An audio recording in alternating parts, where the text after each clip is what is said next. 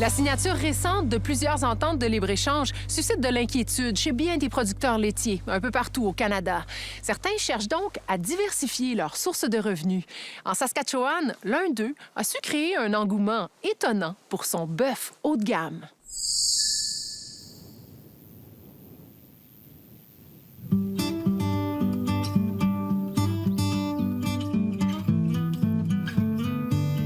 Le sud de la Saskatchewan, le grenier de la planète, avec ses champs de grandes cultures qui s'étendent à l'infini.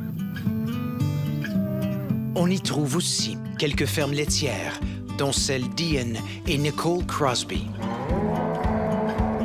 Depuis 2012, il gère Benby Holsteins, une ferme familiale établie il y a presque 100 ans. When I was a little kid, I always remember just following my dad back and forth to the barn. Quand j'étais jeune, j'accompagnais toujours mon père à l'étable. Pour moi, c'était évident que j'allais devenir producteur laitier.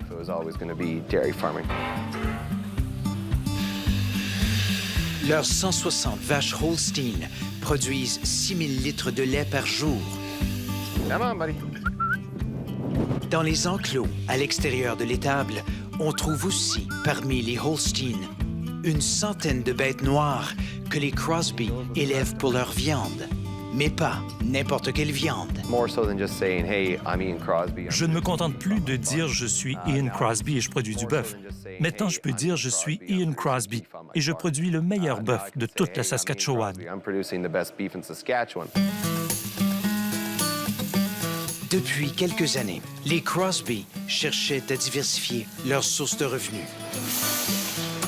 Les méthodes de production modernes étant de plus en plus efficaces, ils constatent qu'ils n'ont plus besoin de toute leur génisse Holstein.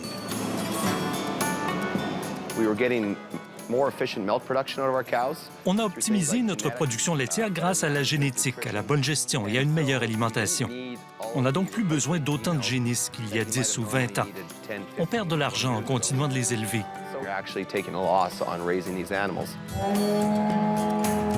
Ils décident alors d'inséminer certaines de leurs Holstein avec de la semence de bœuf Angus, l'étalon d'or de la production bovine au pays. Ils réussissent à vendre ainsi des dizaines de veaux mi-Holstein, mi-Angus au prix de quelques centaines de dollars par animal. On a ici réussi à produire de la viande d'excellente qualité, équivalente à du AAA, qu'on trouve en épicerie. Mais je voulais me distinguer de la compétition.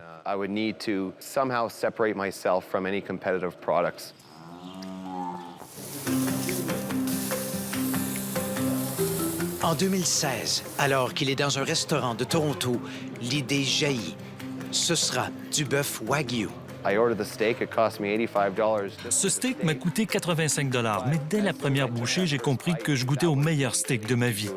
C'est là que je me suis dit, c'est ce que je veux créer.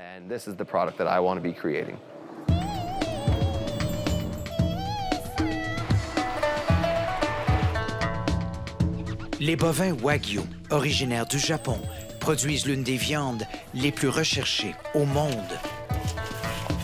Ces bêtes développent un persillage intramusculaire qui donne un goût exceptionnel et une tendreté remarquable à la viande. Quelques fermes d'élevage voient le jour au Canada dans les années 90. La viande qu'on y produit est souvent le résultat du croisement entre les races Wagyu et Angus. Ian Crosby fait le saut et achète de la semence de Wagyu d'une ferme en Ontario. Il insémine quelques-unes de ses Holstein.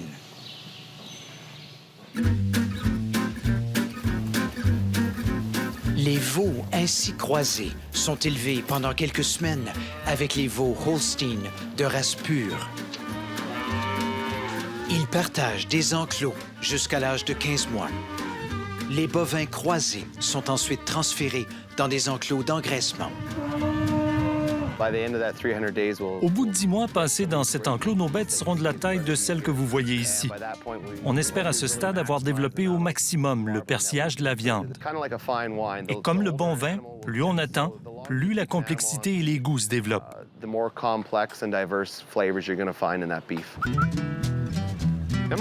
En 2018, les Crosby font abattre leurs premiers animaux. Attaboy. La qualité de la viande est exceptionnelle. Ian décide d'appeler son produit le snow beef ou bœuf des neiges. The term snow beef is just a metaphor. Le nom snow beef est une métaphore inspirée du persillage blanc de notre viande. C'est comme s'il neigeait sur nos steaks. C'est dans de petits marchés locaux qu'il tente de vendre sa viande. Au Wandering Market, Nadine Lee est ébahie par la réaction de ses clients. Lorsque Yann m'a proposé son produit, j'ai dit « Allez, on l'essaye, on verra bien ». Je n'ai à peu près pas fait de promotion et tout s'est envolé en une seule journée. Pourtant, le prix du produit est élevé. L'entrecôte, par exemple, se vend plus de 50 $ la pièce, soit le double d'une coupe conventionnelle. Notre nom commençait à circuler de plus en plus. Les restaurants locaux découvrent son bœuf. Au Cornerstone, à Moose Jaw, le snow beef teriyaki fait fureur. En peu de temps, les grands de la restauration s'y intéressent. Crave Kitchen à Regina est l'un des meilleurs restaurants de la province. Son chef, Jonathan Thauberger, est membre de l'équipe nationale culinaire du Canada. Le goût est particulier en raison du persillage présent dans les muscles. La saveur est prononcée, délicieuse. C'est une viande très tendre qui nous pousse à être créatifs. Nos coupes varient, ce sont rarement les mêmes d'une journée à l'autre. On fait du carpaccio. On a aussi créé une sorte de pemmican à partir du gras et de la viande de snow beef séchée auquel on ajoute des fruits. Ça ressemble à des rillettes. Peu importe comment on servait le snow beef, les clients en redemandaient. Mais le snow beef est une denrée rare. Okay, bud. C'est que les Crosby n'abattent qu'un seul animal par mois. You have such a high price point that you have so much invested into that animal by the Notre time prix you de take vente it est to élevé market. parce que chaque animal nous coûte cher. On s'assure donc d'avoir des débouchés pour notre produit dès le départ. You better make sure you're going to have a home for that beef and you're able to sell it.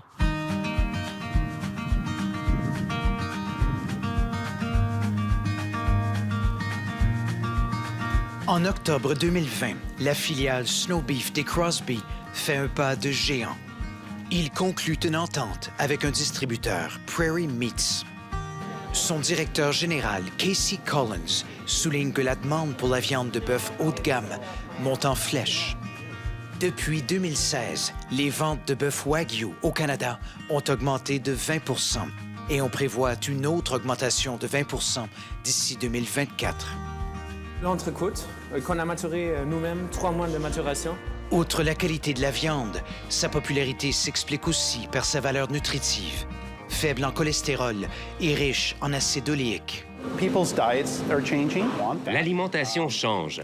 Les gens réduisent leur consommation de viande rouge et lorsqu'ils en mangent, ils s'attendent à vivre une expérience.